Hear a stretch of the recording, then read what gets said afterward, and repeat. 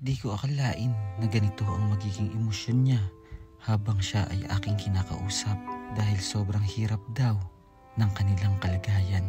Kung minsan nga daw ay 2 beses lang sila kumakain sa isang linggo. Dahil sa dala ng kahirapan, nakikikain na lang daw minsan ang mga bata sa kanilang kapitbahay. Di alintana ng mga musmus na ito ang kahirapan na kanilang pinagdaraanan. At nalaman ko rin na hindi pala nag-aaral ang mga batang ito. Ang pamilyang ito ay tinatawag na pamilya ng mga babo o sa Tagalog ay pamilya ng mga daga. Bakit nga ba sila binansagan ng ganito? Hindi na raw sila naapektuhan kung tinatawag sila ng pamilya ng mga daga. Ang kanilang tahanan ay tagpi-tagpi lamang at nakatayo ito sa ibabaw ng Puso Negro. Ang iba nilang dingding ay plastic. Noon raw ay hindi mo talaga masasabing bahay ang kanilang tinitirahan. May mga taong naawa sa kanila at binigyan sila ng plywood para may maidingding. Dahil ang ama ng mga batang ito ay mayroong karamdaman na dinadala. At kung may magpapalaba daw ay nilalaban ito ng kanyang asawa upang kahit papano ay malamanan ang kumakalam nilang sikmura. Ngunit kahit may sakit ang ama ng mga batang ito ay pinipilit pa rin itong makapaghanap buhay para sa kanyang pamilya. Hindi niya na raw iniinda ang kanyang pagka-stroke para lang sa kanyang mga anak.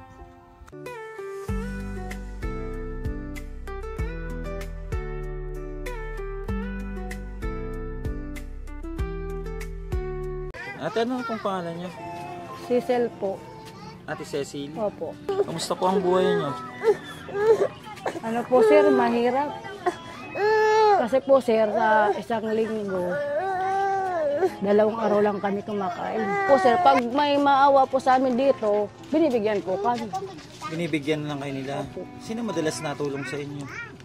Ito po tapos nandito, tapos yung umano po dito, dyan sa bayot sila, patabay sa ano po. Yung lumapit sa amin? Opo. Bakit yung asawa niyo, may sakit ba siya? Na-stroke po siya ng eye blood. Na high blood? Opo. Kaya hindi na makapagtrabaho masyado? Hindi po. Kahit kung anong trabaho, wala na po. Yun lang po yung kaya niyang trabaho, yung e-bike. Yung e-bike? Opo. Ano yun, nirerentahan? Binaboundaryan lang po. Binaboundaryan? O kasi may lumapit sa amin, yung kapitbahay niya yata yun. Opo. At minsan daw, naabutan niya yung mga anak mo ng pagkain kasi naawa Opo. daw siya. Minsan nga po doon na kumakain yung mga anak ko kasi po wala naman kaming pagkain. Okay lang po sa aming mga matatanda kahit po kami hindi mo kumain kasi hindi naman po kami mag-aano ng ano. Yung mga bata po doon kumakain minsan. Minsan po dito sa kapitbahay namin. Oo. Pag nagtutulog din po, doon po sila. Oo. Yung iba doon po sa nagwawatak-watak sila pag Opo, matutulog na kasi napakaliit lang po ng bahay niyo ng mga kababayan. Ano? At yung tinitirahan nyo, ano siya no? Puso Negro. Opo. Nasa ibabaw po sila ng Puso Negro. Ayun po, yung Puso Negro na kinatayuan ng kanilang bahay. At ilan po ang anak niyo ate? 6 po. 6. Ilang taon na po kayo? 30 po. 30. Yung asawa niyo po? 30, pilay ka. 36 po. 36. Tapos 7 yung anak niyo? 7 or 6? 6 po, magpipito po. Buntis ka. Sa buhay ngayon natin, gaano kahirap yung mga pinagdadaanan nyo araw-araw? Sa araw-araw po, ang hirap. Kasi po, gigising po kami. Yung mga anak namin, maingay sa amin ng almusal, wala po kaming ibibigay. Pag sa tanghali naman po, umiingay sa amin ng pagkain na pananghalian, wala po kaming binibigay paminsan-minsan. Naawa rin po kami. Yung pag-aaral nila, kamusta? Hindi naman po sila nag-aaral kasi po wala Lahat naman po hindi kami nag-aaral? po. Yung 3 ko pong anak sana nag-aaral. Kaso kapos-kapos kami ng pera, hindi po namin napapakain ng maayos. Tapos yung isa ko pong anak, hindi pa naman nag-aaral kasi hindi pa po nabibinyagan. Yun po ang kaya may naawa sa inyo, kapitbahay nyo, Opo. nilapit kayo sa amin. Palagi po kasi doon sila kumakain. Kanina, anong kinain nyo? Kumain ba kayo ngayon, maghapon? Pansit lang po. Yung pansit? Opo. May kanin? Wala po. Pansit lang talaga. Maliliit pa yung mga anak mo. Binigay lang po nga yun niya yung pansit. Binigay lang ng kapitbahay Opo. nyo. Salamat at may mabuti kang kapitbahay, no? Tsaka itong anak mo na to, ito nakita ko kanina, sira yung short. Tingnan ko yung short mo. Kasi po nga yung short. Sira po yung short niya. Kasi nagkukulang din po daw sila sa damit. Opo. Ate, tama? Minsan nga po, Sa damit. Kasi yung nandun pang bumibili ng damit niya. si ate, Opo. yung nag-ano doon, naglapit sa amin. Dadalayin sa amin dito. Oo. At wala po ba kayong ibang pwedeng pagkakitaan dito sa lugar nyo? Wala po. Naglalaba lang po talaga ako. Naglalabada lang po talaga. Kasi po, ako po kasi, wala naman po kasi yung pinag-aralan kasi natapos ko lang po grade 6. Hindi pa ako Grade marunong magbasa. 6. Pero pag masipag ka Opo. at masikap, talagang okay naman yun. At kahit wala naman tayong pinag-aralan, Opo. pwede pa rin tayong makahon sa kahirapan, ano? Nagkakasya kayo dito, ang dami nyo. Pag nakain, sikip na. Hindi pa po sa labas na kumakain. Kaya kamusta? Kamusta ang buhay? Ito nakaraos din. Nagkasakit po kayo, anong naging sakit nyo? Parang stroke? Stroke po ba yan? Stroke kayo? Paano na itataguyod nyo yung mga anak mo? Yung asawa ko. Siya yung natulong sa inyo, maghanap buhay sa paglalabada. Kayo po, yung trabaho nyo, yung nagpe-pedicab. Extra. Kamusta ang buhay natin? Mahirap? Mahirap ang buhay? Ang hirap. Bira lang kami kumain. Bihira lang kayo kumain. Kakaawa naman to. Kakaawa tong pamilya nila. Ito yung mga bata, walang kamuwang-muwang, pero yung pinagdadaanan ng pamilya niya, napakahirap sa araw-araw. At may tatanong ako, kuya, sana huwag niyo ikagalit kasi dito sa inyong lugar, ang tawag sa inyo dito is pamilya ng mga babo. Ano po yun? Daga? Ano po ba ito? May kwento ba to? May kwento ba kung bakit ganun? Yung pinakang matanda dito, yun talagang bansag sa kanila. Sa mga sinauna yung mga lolo't lola, ganun. Sa mga ninuno, ganun. Tama? Yun ang bansag, kaya kami rin na. Ganun din ang tawag sa inyo. Kayo magkakapatid, kamusta? Okay lang po. Okay lang. At marami sa akin na daw, ang hirap daw ng buhay nyo. Opo. Gaano kahirap yung buhay nyo, be? Nakakain ba kayo ng maayos araw-araw or bihira? Minsan lang kumain? Bihira lang. Bihira lang kasi sa hirap ng buhay. Opo. Paano pag walang pagkain dito sa bahay nyo? Saan kayo nakikikain? Kaya to sa doon. Ha? Doon lang po sa mga kapitbahay. Sa mga kapitbahay? Maski doon. Tapos kanino pa? At Rosa din. Rosa? Doon. Rosader? Rosa din. Kinabisa mo. Yung kinausap ko kanina, yung nag-chat sa akin, na ganun daw yung kalagayan nyo. Siya nga yun, yung doon sa may malaking bahay. Papakain sa amin. Siya rin na nagpapakain sa inyo minsan. Napakabait na ate, sabi, hindi daw kayo nag-aaral. Opo. Bakit hindi kayo nagpatuloy sa pag-aaral? Kahit walang baon, pwede mag-aaral. Kaso, ang sabi nga, kahit daw sa damit, hirap kayo. Mga damit nyo. Gaano kahirap ang buhay, be? Gaano kahirap yung buhay nyo? Okay. Okay? Okay. Kahit mahirap. Okay. Okay lang kahit mahirap. Gusto mo bang makapag-aral uli? Opo. Ikaw yung panganay sa kanila. Opo. Ilang taon ka na? 11 po. 11. Ano ang pangalan mo? Rachel. Rachel. Ito, ang kapatid mo na to. Ito ang pangalawa. Juan Carlo. Si Juan Carlo. Ikaw si Juan Carlo. Ikaw din, sabi ni ate, madalas nandun ka sa kanya. Doon ka na kumakain. Paano yung mga kapatid mo? Yung maliliit. Kahit sila, doon din minsan nakain. Ibibigay kami sa inyo tulong, ha? Sana makatulong to sa inyo. Ha? At malay nyo, may mga kababayan tayo na makatulong din sa inyo, ha? Mag-pray lagi para hindi tayo mahirapan sa buhay. Laging isama si God, no? Paano ako angkol ng doon? Oo, yung dalawa na. Bibigyan ko kayo ng makakain nyo, ha? At malay nyo, makabalik ako dito uli. At ate, yung tulong na yon, bigay yun ng mga kababayan natin, ano? Bigay nila Tita Maria Paz, ni Ate Jonna, ni Tita Bernadette, Ma'am Amy, and mga kababayan natin na nagsusupport sa atin para makatulong sa mga katulad nyo. Lalo na itong mga bata na to, kawawa naman. Ikaw pala, anong pangalan mo? Bato? JC. Yung isa? Ha? Jose? Jose, JC. Ikaw? Jose JC. Si JC. Tapos JP. O John Paul, JP. Tapos Juan Carlo. Tapos ikaw? Ate Rachel. Kunin lang namin yung tulong ha, para sa inyo. Bigay mo, Uncle. O ayan, tinapay muna. Ha? Sunod. Isang sakong bigas. O, ang dami daw bigas. May isa pa.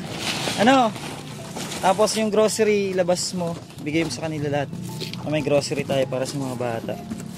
Sana maging masaya kayo ha. Para sa inyo yan. Ba't naiyak si mama nyo? Naiyak si mama nyo dun o. Ano mo, Uncle? Lapag mo dyan para makakain na sila. Baka mga nagugutom na yan. Yung biskwit.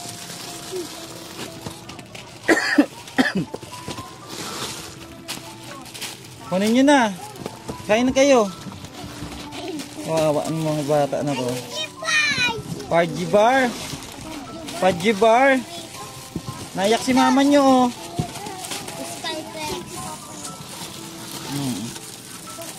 Sige na, kain kayo.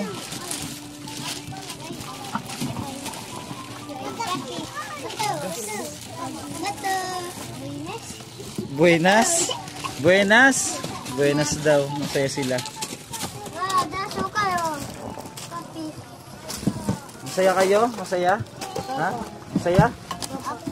Oh. Kunin nyo na yan. Ang dami no. Ano? Ang dami? Ang dami. Itong tuwa siya.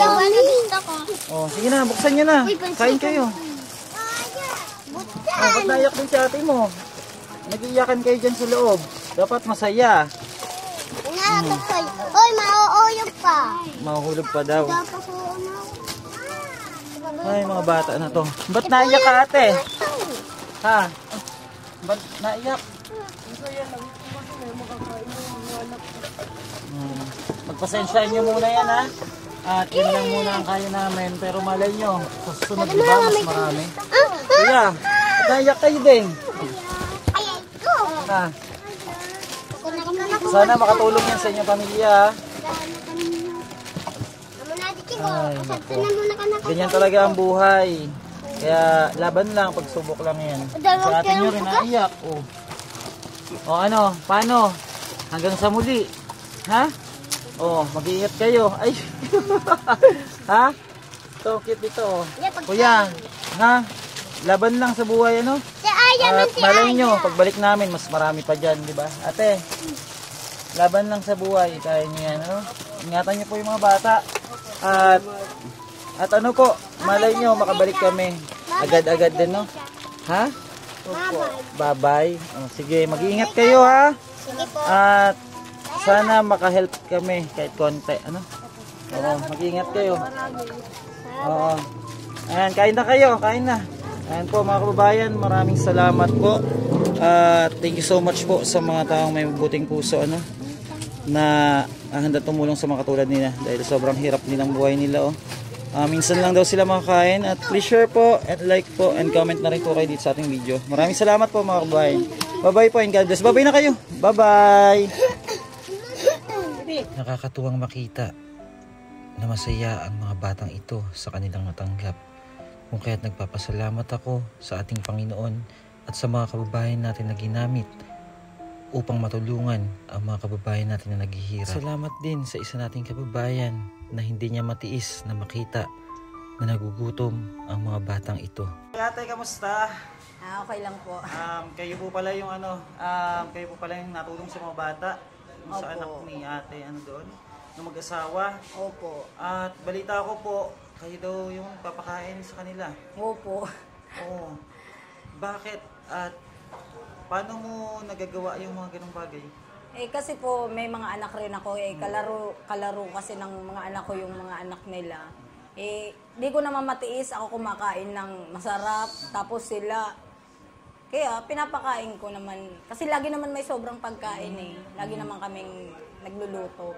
Ano po yun, napunta sila dito? Oo, lagi. Maghapon. Pag wala talaga silang pagkain. Oo, marunong na sila, kanya-kanya sila. Tapos minsan gustong-gusto nilang inuutusan para bigyan ng bariya, pakainin. na ganyan, Oo, talaga. tsaka lagi yung kinukumusta ng asawa ko. Kasi pag nagbi-video call kami, lagi yan sa likod ko. Kaya, Yung mga bata, oo, lalo yun yung lalaki, si Colito. Yun. Kaya laging parang mukhang napalapit bibig rin na. ng asawa ko. Oo. Parang napalapit na rin sa inyo. Bakit di mo na ampunin? Pwede naman, kaya lang ilang buwan na lang naman kasi kami dito, kuya. Ay, aalis na rin po Oo, kayo? nakapetisyon na kasi kami. Doon na po kayo maninirahan? Oo. Paano kaya sila? Kapag wala na kayo dito Minsan kinakausap ko si mama, sabi ko, ma, kumuha ka kahit isang bata. At least kasama mo. Kasi kasama ko yung dalawang anak ko nga alis eh. Yun na ano akong kawawa naman. Walang hindi Pero inano ko naman kay Kulito, tsaka kay Linggit. Minsan pag kinakausap ko, hayaan nyo, pag maganda na yung buhay ko. Lagi ko naman kasi galing naman ako sa galing din po sa hirap. Oo. Kaya ramdam ko sila. Tsaka, One time nga, kami nag-Jollibee, sinama ko siya. First time niya palang sumakay sa jeep. And then first time niya rin makapunta sa Jollibee. Kawawa naman. Gumawa nga ako na ng video eh. Inano ko sa TikTok. Ang dami nung reaction. oo, naawa sila Naawa sa mga bata. sila. Kasi Talagang nakakaawa. halata mo naman pag talagang first time, di ba? Kaya, salamat Tapos, mama sa oo. kabutihan niyo sa mga magkakapatid. Oo. Dahil talagang kahit sila nagsabi pag dito daw kumakain sa inyo. Oo, pinapakain ko talaga sila. Salamat, Lagi. napakabuti ng puso niyo. May babatiin po ba kayo? Baka may gusto kayong batiin, ma'am. At kami nagpapasalamat sa kabutihan niyo sa pamilya nila. Baka po may gusto kayong batiin. Siguro sa na lang sa husband ko na lang. Sige.